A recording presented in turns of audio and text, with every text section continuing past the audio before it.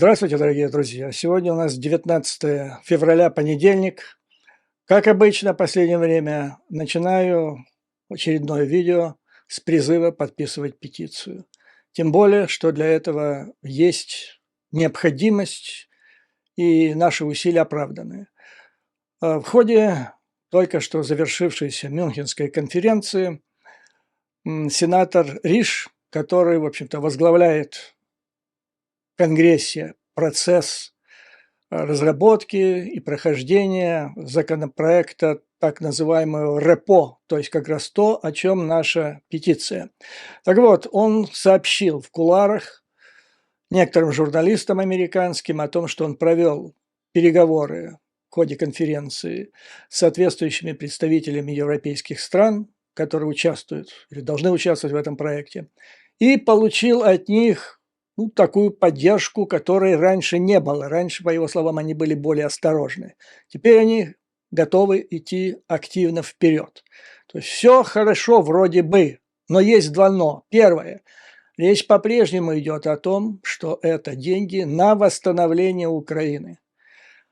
Учитывая нынешнее критическое положение с задержкой помощи Соединенных Штатов, из европейских стран недостаточная помощь, мы знаем, как необходима финансовая помощь и оружие сейчас, поэтому нам нужно, чтобы эти деньги можно было использовать также на военные нужды. Второе. Пока там речь идет о том, чтобы использовать проценты от капитализации этих денег, то есть их пускают в оборот, получают прибыль, и вот процент от прибыли, это можно сдавать Украине. Нам нужно все 300 миллиардов долларов для Украины. Ну и, наконец, жесткий, транспарентный международный контроль за этим. Поэтому еще раз призываю, ведутся переговоры, ведется работа над текстом. Нужно заявить громко о интересах и позицию главного бенефициара, который должен стать народ Украины. Не сидите, не ждите, что это сделает за вас какой-то сенатор и конгрессмен Соединенных Штатов Америки. Чтобы потом не сложилась такая ситуация, когда закон будет принят, и мы будем сидеть на диване и говорить: ах, а что ж такое, это же восстановление, а нам сейчас надо воевать, нужно оружие, а денег опять не дадут, опять Обама с Байденом и примкнувший к ним Трамп обманули. Поэтому еще раз. Это в ваших интересах, это в интересах прежде всего Украины. Подписывайтесь, дорогие друзья, процесс идет. Второе краткое сообщение.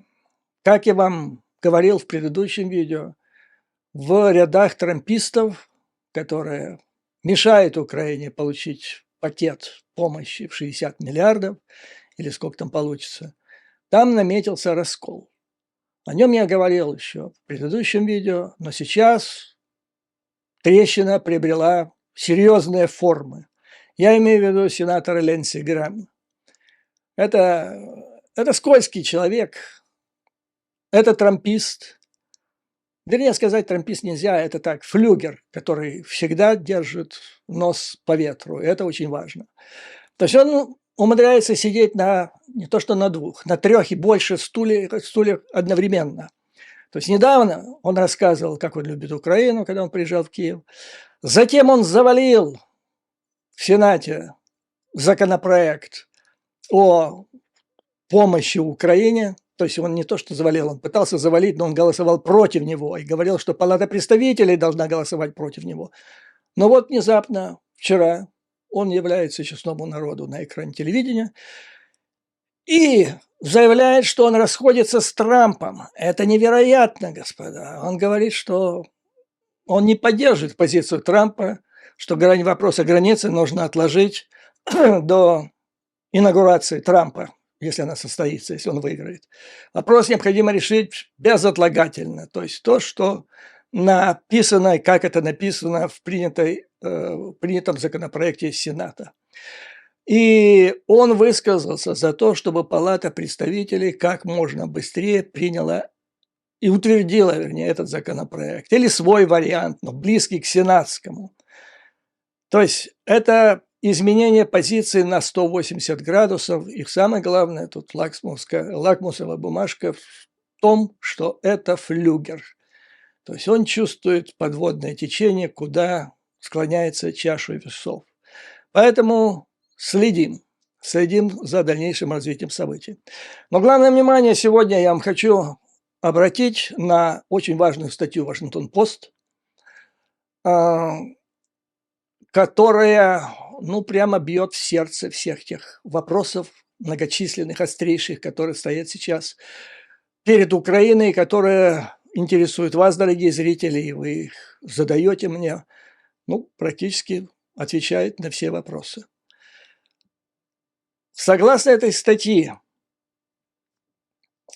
увольнение главкома Залужного является якобы результатом широкомасштабной ИПСО операции, это информационно-психологическая, или, скажем так, информационно-психологическая диверсия Кремля по расколу так называемой украинской элиты. То есть это его не уволил не Ермак с Зеленским, а вот так вот. Такой грандиозный успех российских спецслужб и администрации Путина. И если это их результат, то есть Кремля, а не результат головотяпства или чего-то хуже Зеленского и Ермака, тогда получается, что та критическая ситуация, которая сложилась на фронтах Украины, это тоже не их ответственность. Это вот так вот не усмотрели, не предусмотрели, СБУ там где-то проморгало, может быть, ГУР не досмотрел. Но самое главное, что в этом ОПА Ермака не виновата. То есть я вам скажу так, когда я прочитал этот материал, я бы сразу 100% решил, что это заказуха, что это продукт творчества лоббистов ОПА Ермака в Вашингтоне. Так вот, кто-то там написал, журналист взял, подмахнул и так далее. Или ему подкинули какие-то документы, которые, скажем так, человек, несведущий в этих вопросах, не понял, но ему навешали лапшу на уши, он написал, подписал. Но личность автора произвела на меня впечатление, потому что я его хорошо знаю. Это Кэтрин Белтон. Я ее знаю лет 15, когда многие сотрудники ОПА Ермака еще ходили в коротких штанишках, а может даже больше, лет 20. Я считаю, что это одна из лучших специалистов на Западе по России, по путинской России. Она проработала огромное количество лет. И на Reuters работала, и на Moscow News она работала, и потом была заведующей бюро Financial Times. Пару лет назад она написала книгу о Путине. Толстое, серьезное исследование о Путине, о генезисе, как он пришел к власти, как она трансформировалась. И эта книга стала книгой года. Там в Британии ее признали, какая-то ассоциация, то ли писателей, то ли что-то такое, то ли publishing houses. В общем, книга произвела фурор. Сразу несколько российских олигархов вместе с Абрамовичем подали иски. Им повезло то, что они подали иски до российской агрессии. Она выдержала все эти иски. Я консультировал ее при написании этой книги. Количество часов там зашкаливало за десятки. В книге масса ссылок на меня.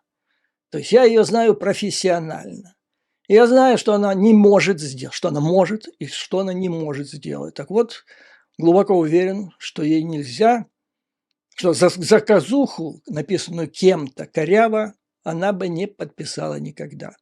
И тем более интересно ее исследование, которое мы сейчас разберем, и мы поймем, зачем она написана, кем она написана и цель написания этого. И мы выйдем на позитив в результате этого. Покопавшись в этой куче, чего тут набросано, разного мусора, мы найдем там алмаз. Как говорится, из пепла нам блеснет алмаз. Итак, начало. Когда в прошлом месяце впервые появилась новость о том, что Зеленский готовится уволить своего высшего военного, то есть Залужного, официально лица в Москве ликовали, господа. Согласно документам, они пытались организовать именно такой раскол в течение многих месяцев. Зайдите, посмотрите, я уж не помню номер моего видео, буквально накануне увольнения Залужного, за неделю, за две я писал, что увольнение Залужного вызовет ликование в Москве. Как в воду глядел. Я не знал об этих планах Москвы, то есть как узнал об этом Вашингтон-Пост, но я так и писал. Как сказал или писал один кремлевский политтехнолог, нам нужно усилить конфликт между Залужным и Зеленским по принципу «он намерен его уволить». Вот тема. И надо это было раздувать в украинском обществе. На основании чего это все написано? Тут много вообще, нужно сказать, недосказанностей в этой статье. Много недомолвок. И я считаю, что это не случайно, потому что он был написан таким образом, что теперь его можно использовать Опа и Ермака как угодно. Ну, допустим, там Залужного сейчас кричат, вы виноваты, что вы позволили Залужного, а теперь вот такая ситуация на фронте. Они вам будут говорить, это не мы виноваты, это там СБУ проспала, не заметила, что это вражеская операция, или ГУР там виноват, но мы здесь ни при чем, и поэтому мы не виноваты в том, что происходит на поле боя. То есть это отмазка. С другой стороны, спецслужбы Российской Федерации, руководство, затем высокие люди в администрации Путина возьмут на себя кредит перед Путиным, скажут, вот видите, какую мы операцию сделали. А это важнейшая деморализация, я неоднократно говорил, деморализация Украины, вооруженных сил, народа – это главная цель. Она может быть на каких-то этапах более главная, чем события на линии фронта. Так вот, они возьмут кредит себе, получат награды и так далее. То есть интерес двоякий и в Кремле, и в Опе Ермака. То есть тут ссылается на какие-то внутренние кремлевские документы. Что за документы, непонятно. Где их взяли? Вашингтон-Пост, согласно статье, получил эти материалы от неназванной спецслужбы неназванной европейской страны. И тут цитируется неназванные представители неназванной спецслужбы неназванной страны. Так вот. Ну, понимаете, я человек опытный, в том числе в написании таких статей. Не зря Кэтрин Белтон, когда написала свою книгу, она часами у меня расспрашивала все по этому поводу.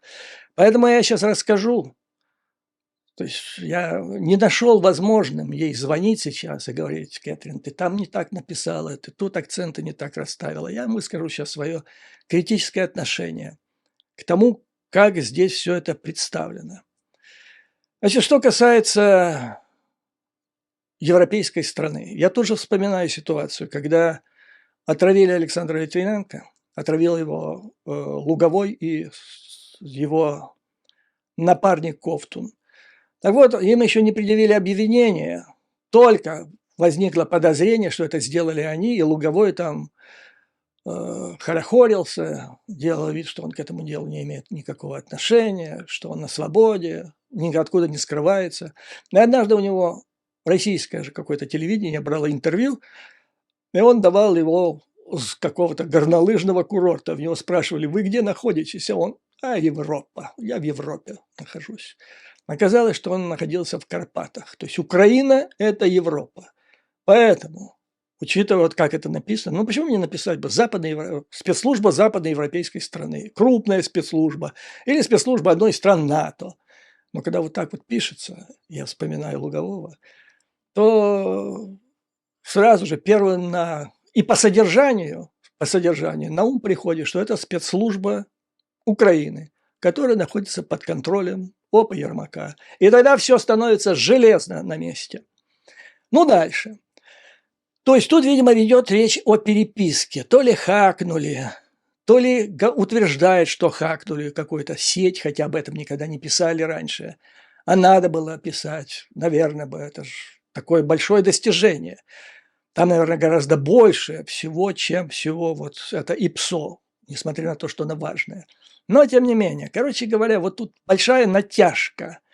Слишком много туману, который вызывает вопросы и подозрения. Ну, дальше, значит, согласно статье, администрация президента Путина приказала группе российских политтехнологов использовать социальные сети и фальшивые новости, чтобы продвигать тему о том, что Зеленский истеричен и слаб. Он боится, что его отодвинут от корыта, поэтому избавляется от опасных потенциальных соперников. Кавычки закрываются.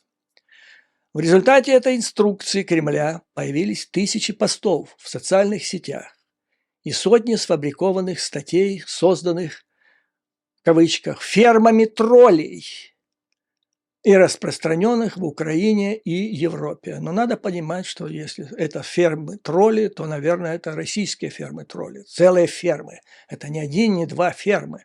Российские, по заказу Кремля. Окей. Дальше, значит, в архиве этих документов кремлевских, полученных европейской разведкой и изученных Вашингтон-Пост, эти файлы насчитывают более сотни документов. И они были переданы Вашингтон-Пост, чтобы впервые раскрыть масштаб кремлевской пропаганды, направленной на Зеленского, с целью разделить и дестабилизировать украинское общество.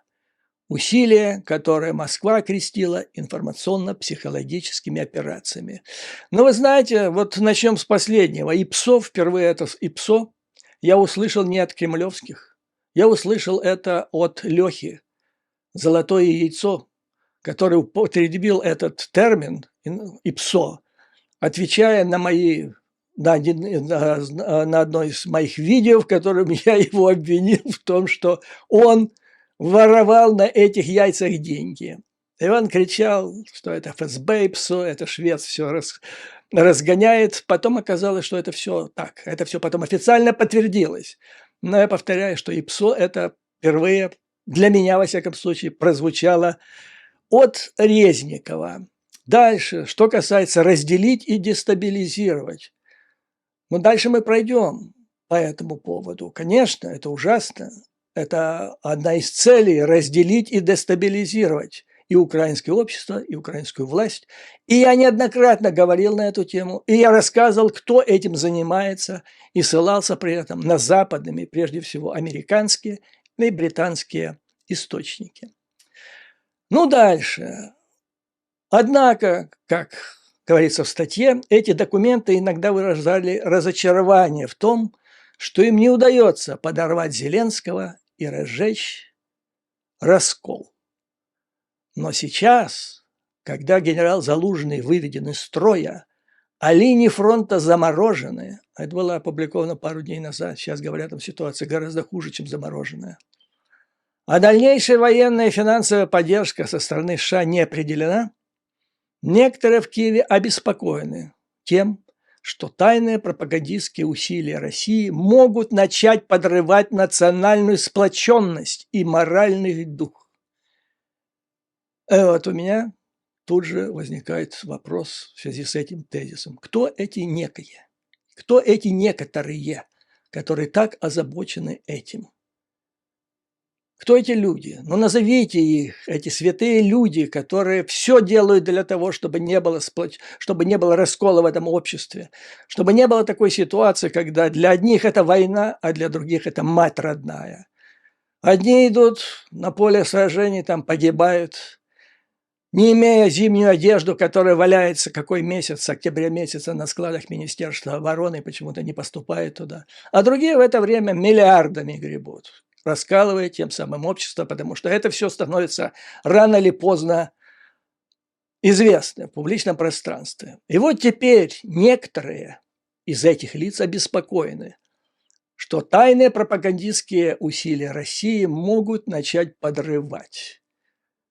А не воровать они не пробовали, чтобы не подрывать сплоченность. А не врать они не пробовали.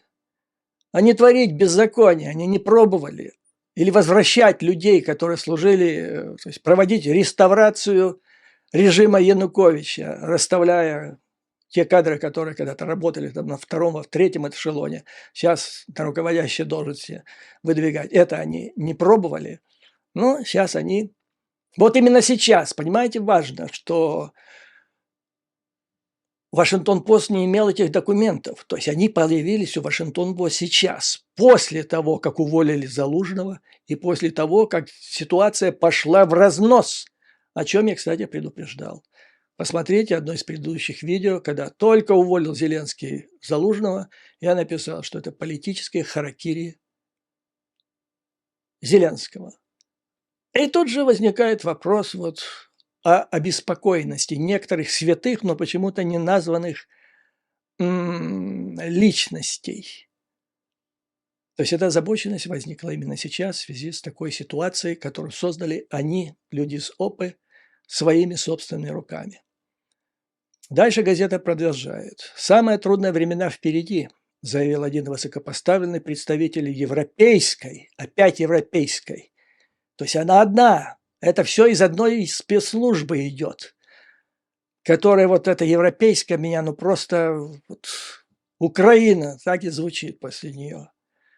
Спецслужбы безопасности, которая, как и другие, говорил на условиях анонимности, чтобы не обсуждать деликатные вопросы. Россия выжила и готовит новую кампанию, которая состоит из 3 основных направлений. Во-первых, это давление на линии фронта. Правильно.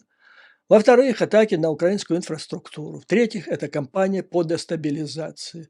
Господа, мы до этой мудрой мысли с вами додумались, наверное, год назад. Не менее того. Ну, слава богу, это дошло до европейской спецслужбы, а через нее Вашингтон-Пост. Но я вам скажу, все это правильно. Все абсолютно правильно, как пишет газеты, как ей излагает представитель Европейской службы безопасности, но увольнение Залужного послужило катализатором, ускорителем процессов во всех этих 3 направлениях, причем критически. Если раньше они развивались потихоньку, так сказать, крещендо, то тут вдруг произошел буквально взрыв. Этого несложно было ожидать. Я вам говорил в одном из последних видео, только после назначения Сырского. В этой ситуации, когда рейтинг Зеленского падает, когда у Залужного рейтинг самый высокий, и несмотря ни на что, на нехватку боекомплектов и так далее, Залужный держит фронт под Авдеевкой, его снимать к всеобщему недовольствию всего народа, подрывая таким образом его морально-политическое единство, ставя на него Сырского, который известен как мастер создания котлов для вооруженных сил Украины, не для врага, а для ВСУ, и который ненавидим солдатами, это верх, не хочу употреблять грубых слов. Поэтому вот этот ход, это не ИПСО Кремля, который создал эту ситуацию, это вот ход по увольнению Залужного. Но дальше мы разберемся, почему его уволили. Действительно, Кремль в этом был замешан. Но дальше 4 ключевые цели Москвы. Документы показывают, как в январе 2023 года первый заместитель главы администрации Кремля Кириенко – это типа что-то замначальника ОПы Путина. Так вот, должность он занимает. И большинство из вас, ну кто его знает фамилию? Кто знает начальника, главу администрации Путина? Никто не знает. То есть у орков много проблем. Но что касается структуры государства, управляемости этого государства, они делают так, как и должно быть.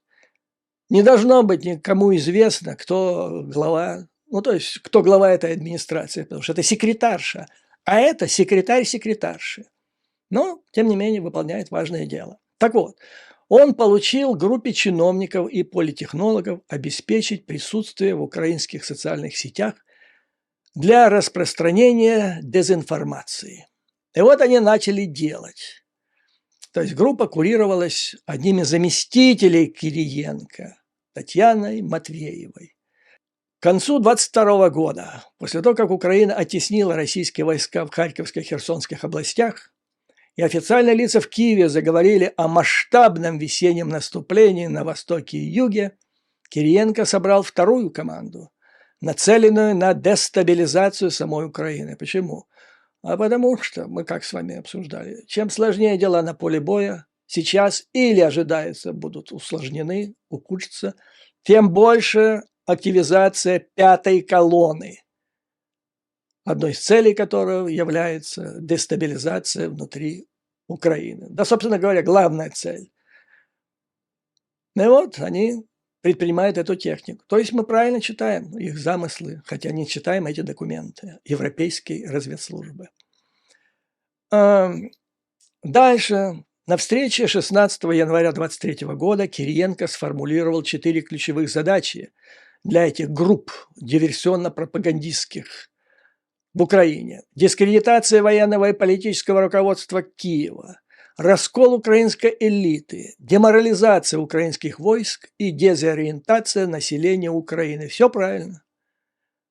Кроме одного.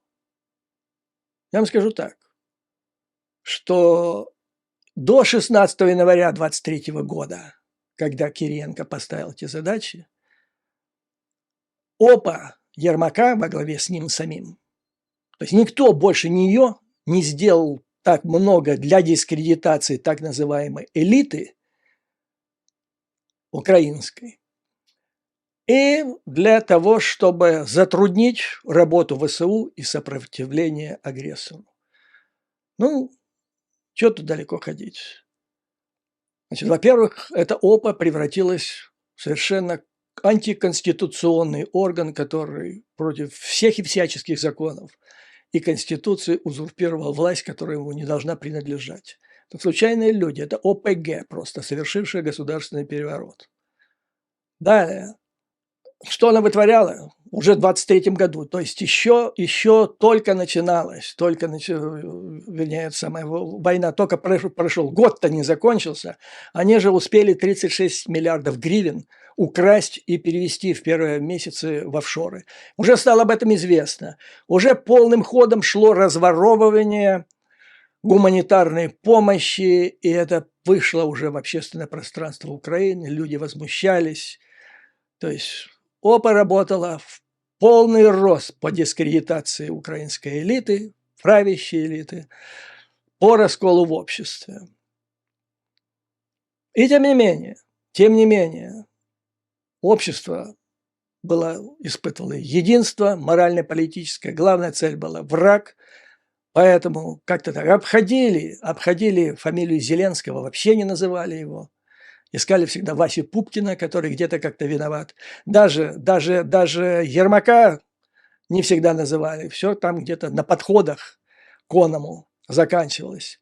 Но и тем не менее, единство морально-политическое народа было исключительно высоким до последнего. До тех пор, вот по моим наблюдениям, пока не состоялось увольнение Залужного и последующее, значит, за этим событие. То есть, вот что тут пишут, с января 23-го они раскачивали ситуацию. Да ничего они не раскачивали. Я дальше вам расскажу, тут по статье пройдемся. А если раскачивали, то это напрасно раскачивали, потому что опять-таки катализатор, этот мощный толчок дестабилизации ситуации в Украине сделала ОПА, уволив Залужного. Дальше в статье говорится, успех команды должен был ориентироваться по ключевым показателям. Они должны были снизить рейтинг ключевых сотрудников аппарата Зеленского. Снизить рейтинг. А не воровать они не пробовали для того, чтобы не снижался их рейтинг. Рассекать улицы на лакджери, на этих самых машинах люкс, полученные от союзников в виде гуманитарной помощи, они не пробовали. А переводить $1 миллиард, я имею в виду 36 миллиардов гривен в 22-м и 44 миллиарда в 23-м в офшоры безвозвратно, они не пробовали. То есть тут, значит, якобы это все результат упорной работы личинок троллифермы Кремля где-то в каких-то соцсетях. Это нам продают вот эти документы, которые поступили в Вашингтон-Пост. Дальше следующий тезис, который должен был распространять Кремль через своих личинок. Снизить рейтинг ключевых сотрудников ОПы, украинского правительства и командования вооруженных сил Украины. Но это вы перестаньте, ребята.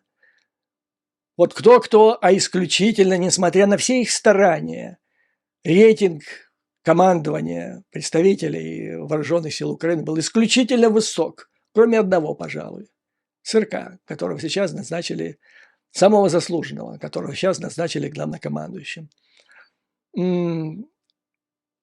И таким же образом, вот как не влияла якобы работа этих личинок в соцсетях на рейтинги командования ВСУ, также она не влияла и на рейтинги ключевых сотрудников аппарата. Они убивали сами свой рейтинг, своей жадностью, некомпетентностью вообще вопиющей и глупостью, потому что они делали это чуть ли не открыто. Чуть ли не открыто. Но каким идиотом нужно быть, чтобы во время войны, когда страна живет на иностранные донаты, рассекать вот на люкс-машинах улицы Москвы, да? Ну, дальше. Рост числа увольнений в правительстве и публичных конфликтов также будет признаком достижения. Рост числа увольнений. Ну, тут же надо вспомнить, что Зеленский всегда ждал до последнего. Леха, который по 17 гривен, когда он уже проворовался, его министерство, когда было ясно, что или он, скорее всего, он в доле, то есть он тоже вор. Ну, в крайнем случае, если он идиот, так, справка у него есть, тогда он полностью некомпетентный, который не понимает, что под его руководством миллиарды долларов крадутся там. Я насчитал, на те деньги, которые украли, можно было купить порядка 40 самолетов F-16. И его держали до последнего, когда уже нельзя было. То есть и тут не работало это ИПСО кремлевское.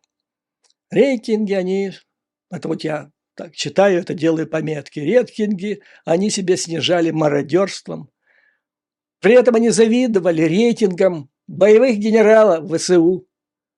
Дальше, значит,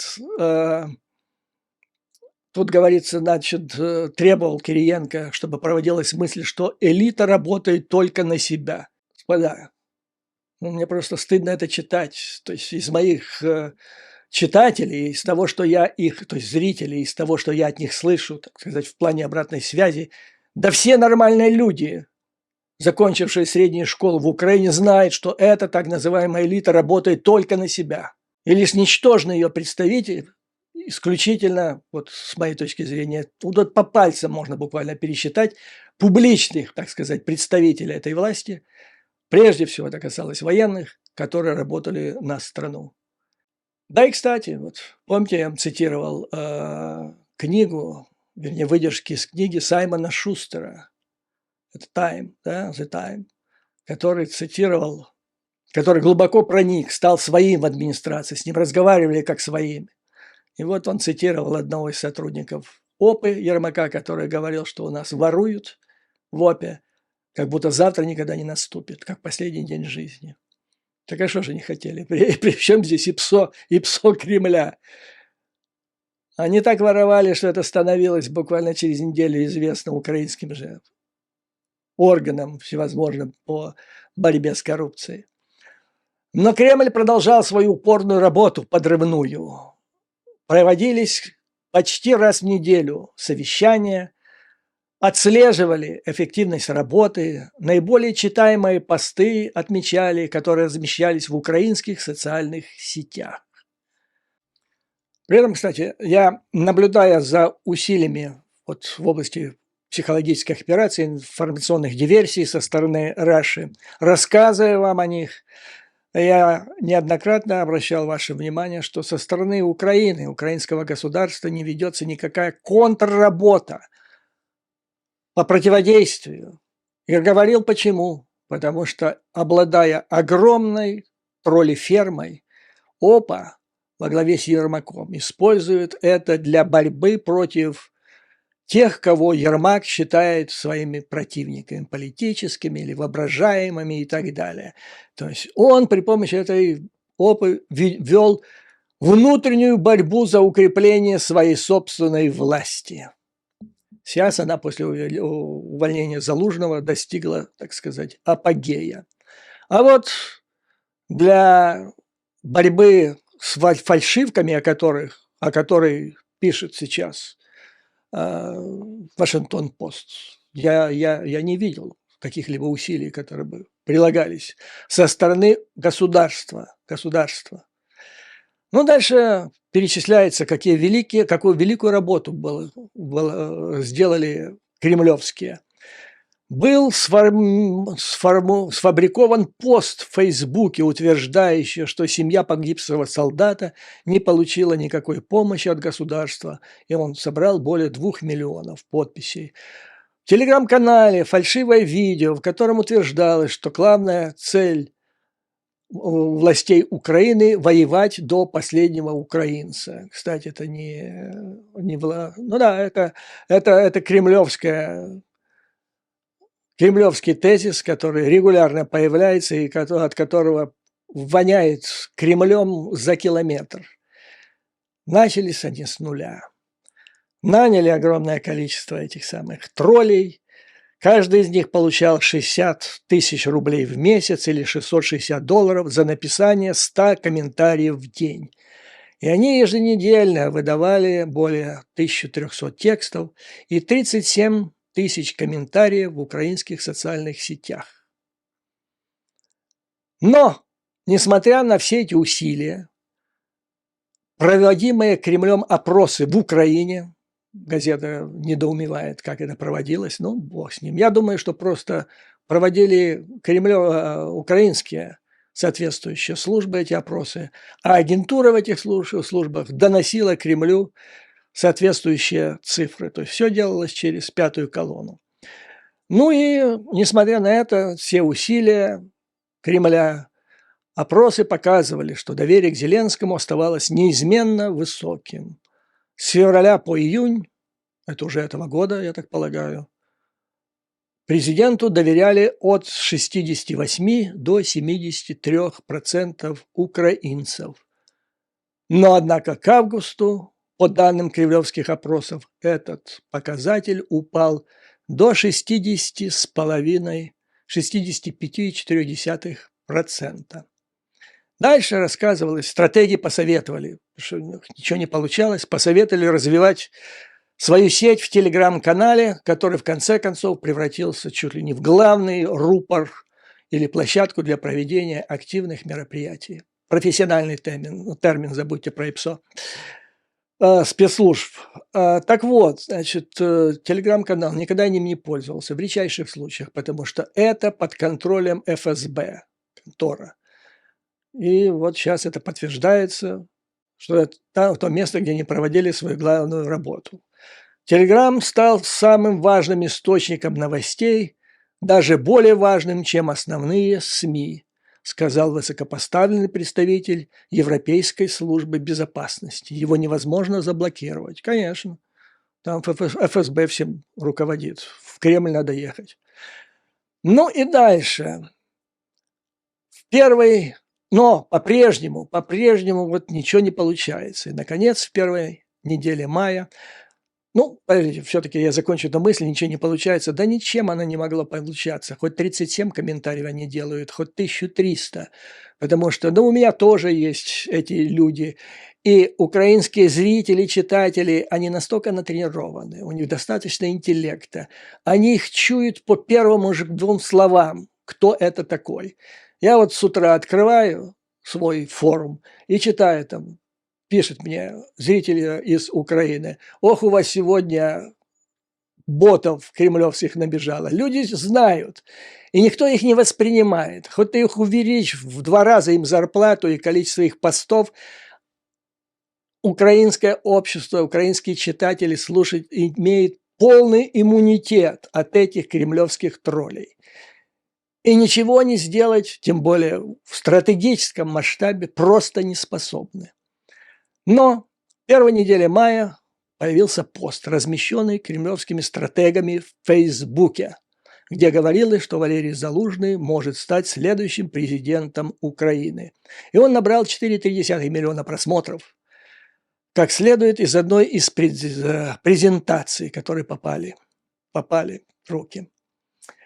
Ну и мое собственное наблюдение. Вот в это же время, начиная где-то с мая, я это отражал, развитие этого процесса со ссылкой на американские источники, не Вашингтон-Пост, а другие, что в это же время происходит активизация работы по Залужному со стороны ОП и Ермака. Я вам рассказывал об этом в деталях, когда это происходило, что за ним начали шпионить, за ним выставляли соглядатаев СБУ и СГРУ, которые ехали за ним на конфиденциальную встречу с генералом Милли, которая должна была состояться в Польше. Американцы заметили эту грубую работу, и сорвалась эта встреча. Затем начали передавать для дискредитации того же Залужного, как бы игнорируя его, указания прямо генералам на поле боя, прежде всего Сырскому. Сырский, так он вообще, он не слушал Залужного, он слушал из ОП Ермака указания. То есть началась буквально травля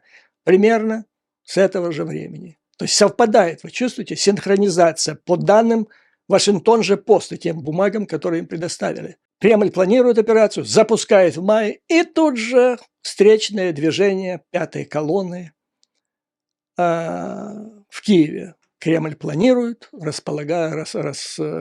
разрабатывает, дает указания, и пятая колонна тут же это подхватывает. Поэтому ссылки на то, что это все устроили боты, уволили Залужного, это просто смехотворно. Просто смехотворно. Ну и дальше. Подведем некие итоги. Я размещу ссылку на эту статью, кто хочет, почитайте ее. Там еще некоторые детали, но весь смысл, главное, значит, я вам объяснил. То есть из статьи логически получается. Логически, потому что точки над «и» не ставятся. Грамотно написана статья в том смысле, что ее можно использовать как угодно, чтобы оправдать прикрыть ОПУ кому угодно на самом верху.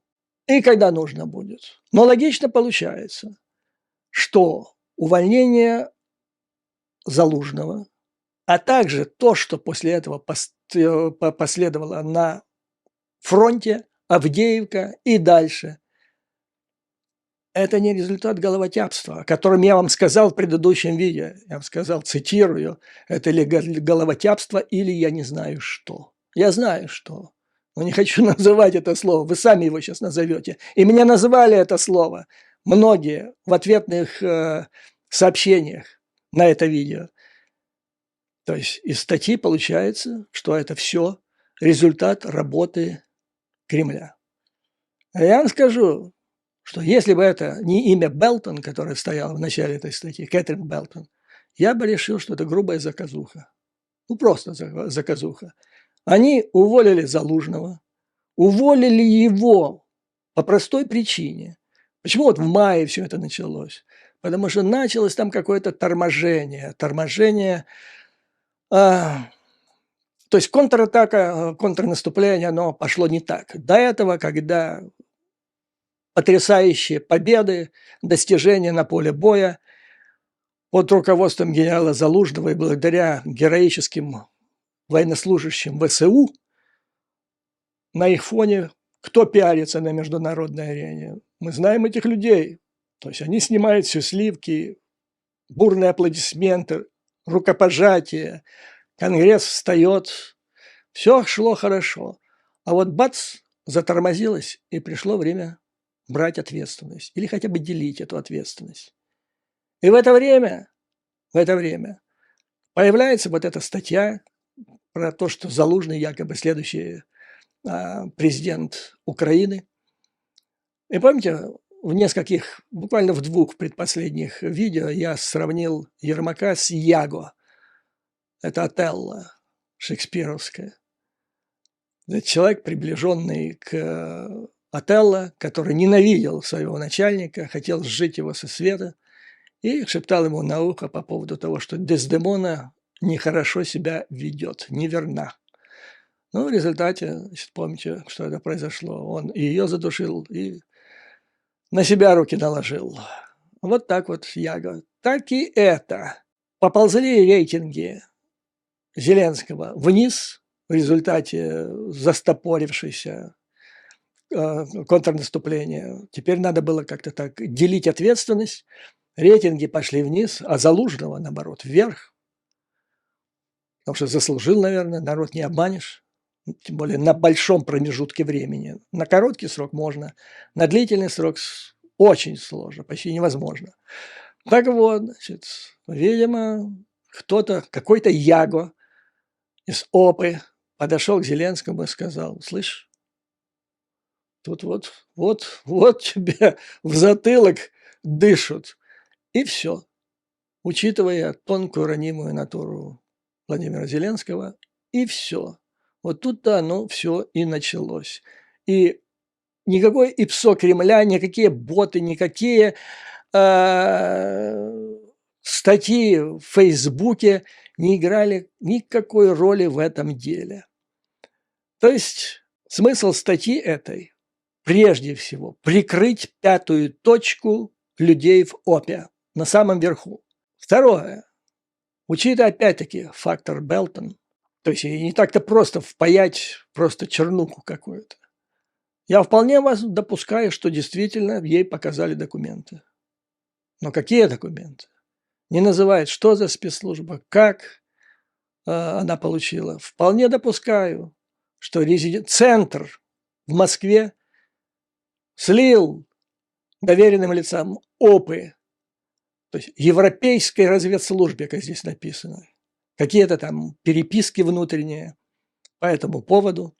Ну и вот так получилось, героически добытая, почти как Зорге или Штирлиц, добыли совершенно секретную информацию из Кремля, показали ее Вашингтон-Пост, ну что-то такое. Короче говоря, вот они источники. И опять-таки, много недосказанностей. То есть тут туману и запаху гнили очень слишком много для того, чтобы, ну, вот я бы скажу так, с точки зрения достоверности, если бы вот такая развединформация поступила в спецслужбу, стоял бы вопрос, рапортовать ли наверх или нет. Я думаю, что ее бы, это называлось в накопление, то есть туда куда-то там задвинули в ящик, и пусть лежит до лучших времен. Появится когда-нибудь подтверждение, конкретные детали, используем, нет, там она и умрет. Ну итак, цель этого мероприятия. Для Кремля это цель отвлечь внимание от главного крота Раши в Киеве, от главы своей резидентуры, от резидента, который выполнил задание по увольнению генерала Залужного. Да не только генерала Залужного. Ладно, генерал Залужный там оказался плохим. И здесь пишут генерала там одного. Кстати, о том, что я вам соберу. Значит, у меня есть помощник, который регулярно делает мне красные карточки, где отражает главные мысли, которые я высказал в очередном видео, и присылает мне. Иногда их размещал, а потом как-то там махнул рукой. Но сейчас он мне прислал очередную порцию карточек. Зачем? Оказалось, что то, что сейчас происходит вот в Украине, началось с Авдеева, с увольнением Залужного и последующие события. То есть я об этом говорил, ссылаясь на американские источники еще несколько месяцев назад. И там одно из них было, что раскол имеет место, который должен закончиться. Там говорили о увольнении одного из самых высоких генералов. Ну вот она свершилась. То есть резидент выполнил свое задание. Теперь ситуация... Я не знаю, это надо быть идиотом, чтобы считать то, что они совершили, принесет положительный результат. Они-то говорили, что ставят на эти должности освободившихся людей, которые пойдут в атаку, верят в победу. Ну вот вам, пожалуйста, победа. То есть ларьками побеждать в ларьках – это одно, а побеждать в войне против генералов, пусть они орки, но они закончили, они академиев кончали, понимаете, в отличие от ларечников. А Сырский, он же не самостоятельный, он стал главнокомандующим благодаря тому, что все 2 года предшествующие он скрупулезно выполнял указания из ОПы. То ли давал их Ермак напрямую, то ли фельдмаршал, это как ее, Безуглая, да? Ну вот так. И вот теперь настало время, он выполнил свое задание. Критическая ситуация на поле боя. Раскол, как здесь пишут, добились. Деморализация. ВСУ якобы есть. В обществе раскол. Действительно, народ возмущен тем, что сотворила администрация Зеленского. Но надо прикрыть резидента. И вот вам, пожалуйста. То есть со стороны Кремля цель этого мероприятия – прикрыть резидента, который сделал то, что миллиону личинок кремлевских и ботов даже не снилось, хоть на них бы миллиарды ухлопали. Дальше, что я вам скажу. Значит, то есть то, что произошло, опять-таки, это результат не гигантской, суперквалифицированной работы кремлевских там, спецслужб и так далее, а это результат планомерной, активной, широкомасштабной работы ОПы под руководством Ермака с начала войны. Да даже накануне войны. Неподготовка к войне, неподготовленность и сдача Юга – это результат первый. А потом пошло все иначе. Дальше, значит, результат этой работы не просто увольнение одного Залужного генерала. Они обезглавили всю военную верхушку страны. Я вам рассказывал, ссылаясь на американских экспертов, когда возникли проблемы с контрнаступлением. Одно из главных, американцы говорили, проблема в том, что у Украины нет генералов, которые имеют опыт руководства боевыми соединениями масштаба армии и больше. То есть самые крупные должности это и опыт работы – это командование бригадой. А надо несколько бригад, уровень армии. Как во время Второй мировой войны, историки пишут, те же американские, советские военачальники, первые 2 года, ну, до декабря 1942-го, учились у немцев воевать, а потом научились со Сталинградской операции. Также и генералы ВСУ с февраля, ну, немножко до этого опыт был, а в основном с февраля 1922 года учились. И вот они научились, и хорошо научились. И в это время снимается вся верхушка, и вместо нее ставятся те, которые даже такого опыта не имеют, которые они имели в феврале. То есть это диверсия, это диверсия. Даже Сталин такого не творил. Он создавал, он давал им расти, набираться опыта, работать дальше. Потом, после окончания войны, некоторых он в расход вывел. Но во время войны святое было. Человек руководствовался интересами государства, а не своими личными амбициями. Поэтому никакие боты здесь ни при чем. Со стороны Кремля эта операция, вернее, эта статья, это способ прикрыть руководство своей пятой колонны, главу резидентуры в Украине. Ну, а со стороны ОПы и резидента это прикрыть свою ОПу в полном и переносном смысле. Удастся или не удастся, вскрытие покажет, как говорил один мой бывший шеф. Таким образом, подвожу итог. Если верить статье, ссылаясь на эти документы, которые, к сожалению, не имею возможности посмотреть, если все это запланировано в Кремле Кириенко, ну там наверняка спецслужбы были, там тролли и так далее, то это подтверждает мой давний тезис, что в ОПе сидит резидент, кремлевский резидент. Почему? Повторяю, потому что вся эта операция была запланирована, проведена для того, чтобы его прикрыть. За все, что произошло, за Залужного и то, что сейчас происходит, кремлевские приписывают себе, это мы сделали. Это не Козырь это сделали мы. Поэтому руки прочь там от этих. И он будет кричать теперь. Каждый теперь возьмите любого за ОПу, из ОПы, и он будет кричать. Так вы Вашингтон-Пост вы читали? Там же все написано, это они придумали. Вот в чем смысл этого мероприятия. Прикрыли. Следующее. Если верить этой статье, и если действительно увольнение генерала Залужного – это результат ИПСО, проведенного Кремлем и его спецслужбами, и в результате уволили Залужного, и теперь сложилась катастрофическая, как пишут некоторые издания в Америке, ситуация на фронте, то надо менять девочек, как в старом анекдоте, который мне впервые в Одессе рассказали в свое время. Надо исправлять ситуацию. Если это было... Ну, теперь можно, я бы на месте Зеленского сказал бы так, черт побери. Значит, мои, где Малюк?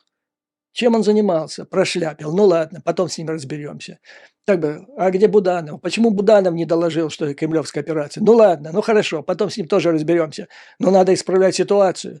То есть получается, что то, что произошло, это результат, мне впаяли кремлевские, российские спецслужбы дезинформацию, и я на ее основе уволил Залужного. И вот произошло такое-то. Надо исправлять ситуацию. Каким образом? Возвращать Залужного. И мне умные мои зрители пишут, надо прилагать усилия для того, чтобы вернуть Залужного, иначе катастрофа, полная некомпетентность. В то время, когда не хватает боекомплекта, когда ждешь, да, кстати, боекомплект, еще расскажу, это большой вопрос, а нет ли его? Потому что то, что мне говорят западные поставщики, боекомплект поставляется, но поставляется не туда, где он очень нужен сейчас, а он находится где-то в другом месте. Как в самом начале агрессии, в конце февраля, начале марта, когда искали НЛО британские, 3500, они были запрятаны Министерством обороны на одном из складов в Закопане, по-моему, во Львовской области. Так и сейчас где-то там валяется этот боекомплект. И если так дальше пойдет, то поставят, вот сейчас генерал Павел сказал, нашли 800. Привезут они 800. Но Министерство обороны сидит, мягко говоря, не профессионал. Они не додумаются раскидать их небольшими порциями на большой территории. Они их опять складируют в одно место, а потом внезапно прилетит и все. И нет этого боекомплекта. А потом опять считать репу, и почему американцы не поставляют вовремя боекомплекты. Вот такая ситуация будет. Короче говоря, в той ситуации, которая сложилась сейчас, благодаря, как утверждает, или из-за, как утверждает ваш пост, кремлевской операции, значит, надо срочно менять. А менять это надо вернуть Залужного. Вместо с ним всю вот эту команду, которую уволили, и практически большинство из них даже не поблагодарили за службу. Поэтому вот некоторые из моих умных зрителей и пишут, нужна петиция. Правильно, господа. Сейчас мы вот работаем по нашей петиции, активно продолжаем. Но что касается петиции по Залужному и возвращению всего обезглавленного командования ВСУ, я не гражданин Украины. Я не могу писать эту петицию. Обратитесь к вашим юристам, если вы знаете, депутатам, просто людей, которых вы знаете и уважаете. Пусть они напишут петицию и разместят ее на офисе, на сайте офиса президента. И мы все вместе включимся для того, чтобы все население Украины подписало эту петицию Зеленскому, который черт с ним. Потом уже будем выяснять отношения. А сейчас скажем, согласно статье «Вашингтон-Пост», произошла трагическая ошибка. Враг сумел провести ИПСО, в результате которого были оклеветаны лучшие командиры ВСУ, и в результате сложилась тяжелая обстановка на поле боя. Считаем необходимым исправить срочно ситуацию и вернуть этих командиров на те места, которые они занимали до того, как кремлевская ИПСО достигла своих результатов. И подписи миллионов граждан Украины. Вот какой вывод, господа, какой выход я вижу из этой ситуации. И чем быстрее, тем лучше. Не надо Майдана. Надо подать голос, чтобы и в Вашингтоне, Вашингтон-Пост, а через него и американское правительство, Белый дом, поняли ситуацию, как она есть на самом деле. Вот что я хочу сказать вам. Сегодня, дорогие друзья, и как всегда, слава Украине и вооруженным силам. Несмотря ни на что, враг будет разбит, победа будет за нами. А вам, друзья, выдержки, мужества и твердой веры в нашу неизбежную победу. До новых скорых встреч!